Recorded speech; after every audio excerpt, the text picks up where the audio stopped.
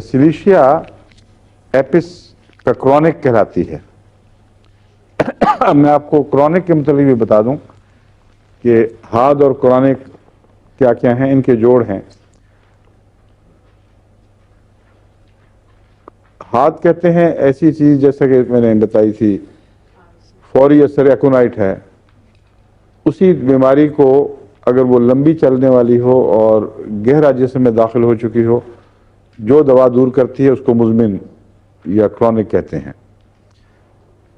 اور اکثر آپ کو ہومیوپیتھک کتابوں کے آخر پر یہ جوڑوں کے فہرستیں ملیں گی جن میں یہ جوڑ لکھے ہوتے ہیں کہ فلاں دوائی کا فلاں مرض کا ہاد یہ ہے اور کرونک یہ ہے، یا دواؤں کے ساتھ لکھا ہوگا کہ ایکونائٹ اس کا کرونک یہ ہے، بیلاڈونا کا کرونک سلفر، ایکونائٹ کا کرونک سلفر، اور برائونیا کا کرونک نیٹرمیور، اور نیٹرمیور کا کرونک سلیشیا۔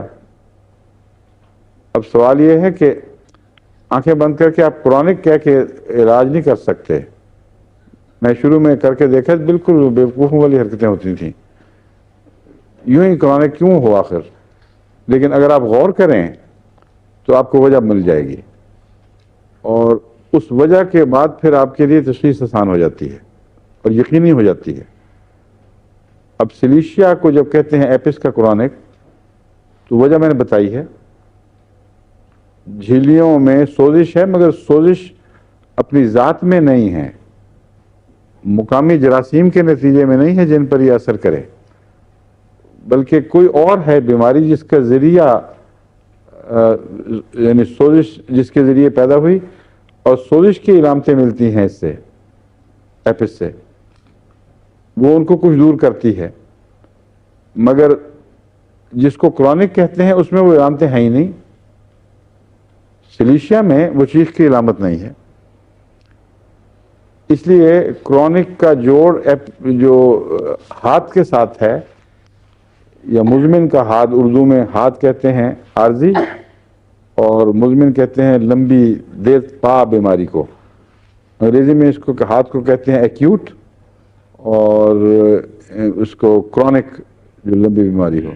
یہ اصطلاحیں یاد رہنی چاہیے کہ جب آپ کتابیں پڑھیں گے تو آپ کو پتہ ہونا چاہیے کیا چیز ہے۔ ان کے جوڑ معلوم کریں، اور اگر آنکھیں کھول کر علاج کرتے ہیں تو کوئی مشکل نہیں ہے، اور جوڑ معلوم کیے بغیر خام خواہ آنکھیں بند کر کے فلاں کو فلاں چیز دے دی، غلط طریقہ ہے۔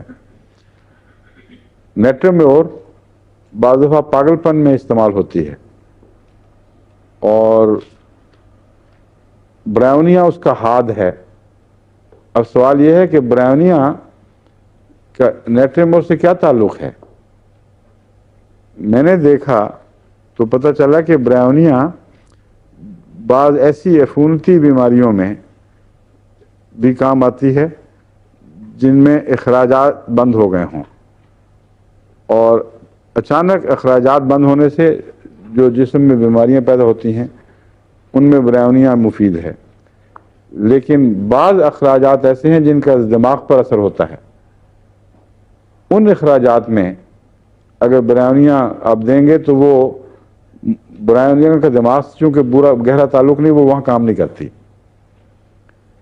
وہاں نیٹرمیور اس کا کرونک ہے، کیونکہ نیٹرمیور کا پاگل پن سے بہت تعلق ہے۔ اس لیے جوڑ میں لائے جائیں تو پھر بات کھل جاتی ہے، اور ڈاکٹر ایک اصول پر علاج کرتا ہے۔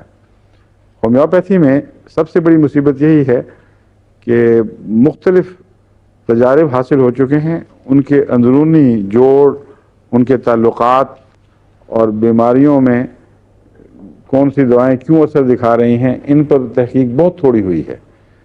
اس لیے احمدیوں کو چاہیے یہ نیا باب تحقیق کا کھولیں، اور جس طرح میں بیان کر رہا ہوں ہر ہاتھ کا مزمن معلوم کریں، کہاں کہاں اثر دکھائے گا، کیوں ہے۔ جب پتہ چل جائے تو پھر باقی بات آسان ہے، فوری طور پر آپ کے ذہن میں آ جائے گا۔